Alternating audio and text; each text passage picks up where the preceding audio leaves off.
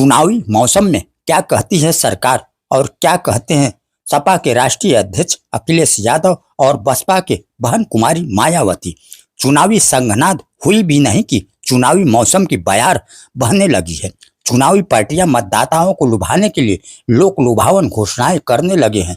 मतदाताओं को साधने के लिए अनेक लोक लुभावन वादे किए जा रहे हैं।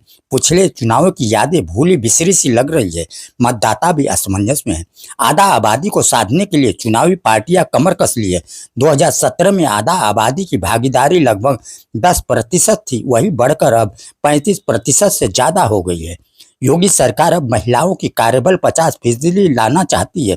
बुधवार को योगी ने अहिल्याबाई मातृ यात्रा की शुरुआत की, जिसमें 60 वर्ष के माताओं के लिए आजीवन परिवहन निगम की बसों में निःशुल्क यात्रा की घोषणा की। इसके अलावा रक्षाबंधन पर 27 अगस्त से 29 अगस्त की मध्यरात्रि तक बहनों के साथ एक यात्री को निःशुल्क यात्रा की सुविधा दी। इसी साल शारदीय नवरात्रि पर स्नातक उत्तीर्ण की हुई बेटियों के लिए स्कूटी देने की घोषणा की।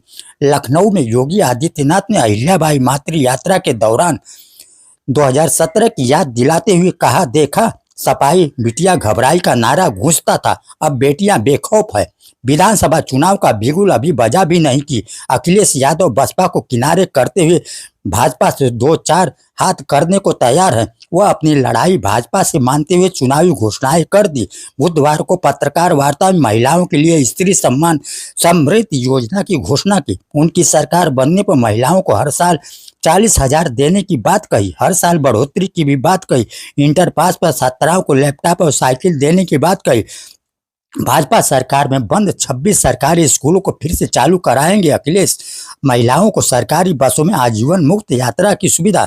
बच्चों के लिए सरकारी स्कूलों में निःशुल्क शिक्षा, प्राइवेट स्कूल में आधा फीस होगी माफ। न्यूट्रिशन मिशन फिर से होगा चालू। आंगनवाड़ी केंद्रों का होगा दृष्टिकरण।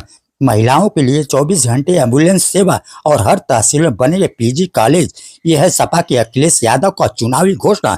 चुनावी बयारों के बीच अटकी बसपा प्रमुख मायावती ने स्कूलों में हिजाब, पर्दा, यूनिफॉर्म, चादर पर राजनीति को लेकर संवेदनशीलता बरतने की नसीहत दी है।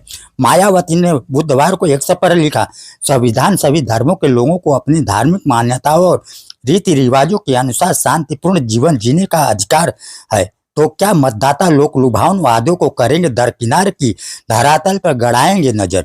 वही मतदाता 5 वर्षों का लेखा जोखा का बही खाता लेकर बैठा है।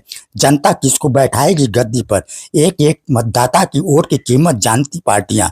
2027 किसके होगी पाले में और कौन संभालेगा सीएम की कुर्सी?